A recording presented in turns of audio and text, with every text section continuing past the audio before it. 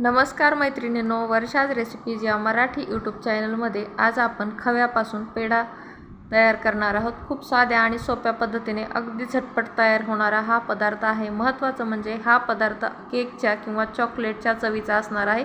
त्यासाठी व्हिडिओला शेवटपर्यंत बघून घ्या।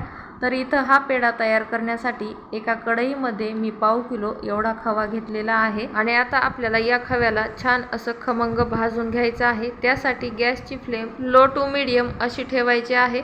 सुरुवातीला खवा हा थोडासा गच्च असतो आणि फ्रीजमध्ये ठेवल्यानंतर हा जास्तच गच्च होतो। तर आपल्याला खवा मस्त असा मोकळा मोकळा करून छान असा भाजून घ्यायचा आहे। आता आपण खवा ज्यावेळेस भाजायला टाकतो त्यावेळेस तो पातळ होतो आणि पातळ झाल्यानंतर आपल्याला याच्याकडे अजिबात दुर्लक्ष न करता सतत हलवून याला मस्त असं भाजून घ्यायचंय, नाहीतर हा लगेच करपतो आणि मग याची चव आणि रंग दोन्ही बिघडतं।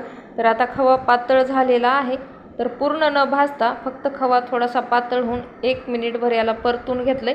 यामध्ये आता मी घातलेली आहे अर्धी वाटी एवढी साखर। आता महत्त्वाचं म्हणजे इथं साखरेचं प्रमाण अगदी आपल्या मनावर आपण ठेवू शकतो, कमी किंवा जास्त। आता हे साखर मिसळल्यानंतर यामध्ये मी इथं अर्धा चमचा वेलची आणि जायफळची पूड घातलेली आहे।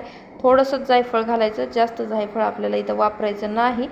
आणि आता हे मस्त असं आपल्याला हे मिक्स करून घ्यायचं आहे। आता हे साखर घातल्यानंतर परत पातळ होतं आणि यामध्ये साखर असल्यामुळं हे मिश्रण लवकर तळाला लागण्याची शक्यता असते। त्यामुळे एकदम कमी गॅस करून आपल्याला हे मिश्रण सतत हलवून भाजून घ्यायचंय। आता मी तुम्हाला मगाशीच म्हटल्याप्रमाणे हा पेढा चॉकलेट किंवा केकच्या चवीचा असणार आहे।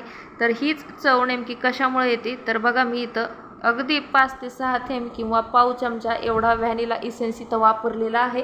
आपल्या खव्याच्या प्रमाणानुसार आपल्याला हा इसेन्स इथं वापरायचा आहे आणि हा इसेन्स मिक्स केल्यामुळं आपल्याला चॉकलेट किंवा केकची चव इथं येणार आहे।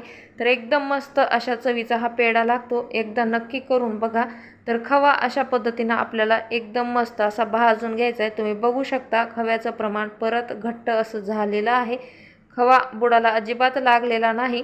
आता तो गरम आहे तोपर्यंत दुसऱ्या भांड्यात काढून घ्यायचा। जर तसाच कढईमध्ये ठेवला तर तो परत कढईला चिटकून बसतो, त्यामुळे लगेच दुसऱ्या भांड्यात काढून घ्यायचा आणि थोडासा थंड झाला की लगेचच याचे आपल्याला पेढे वळून घ्यायचे आहेत। खूप साधी आणि सोपी रेसिपी आहे।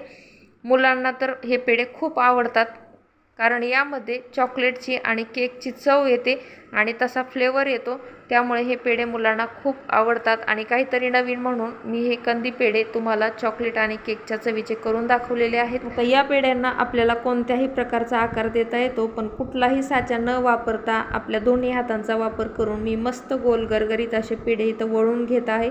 तर हा व्हिडिओ तुम्हाला कसा वाटला हे कमेंट करून सांगायला अजिबात विसरू नका। सोबतच आवडला तर लाईक आणि शेअर सुद्धा करायला विसरू नका। आणि सर्वात महत्त्वाचं म्हणजे वर्षाज रेसिपीज या मराठी यूट्यूब चॅनलला सबस्क्राईब करून घ्या आणि समोरच दिलेले बेल आयकॉन प्रेस करून ऑल या नावावरती सेट करून घ्या, म्हणजेच व्हिडिओ आला की तुम्हाला याची नोटिफिकेशन लगेचच येईल। चला तर मग पुन्हा भेटूयात अशाच एखाद्या साध्या सोप्या झटपट तयार होणाऱ्या एखाद्या नवीन रेसिपी सोबत। तोपर्यंत वर्षाज रेसिपीज चॅनलवरती व्हिडिओ पाहत राहा। Bye bye.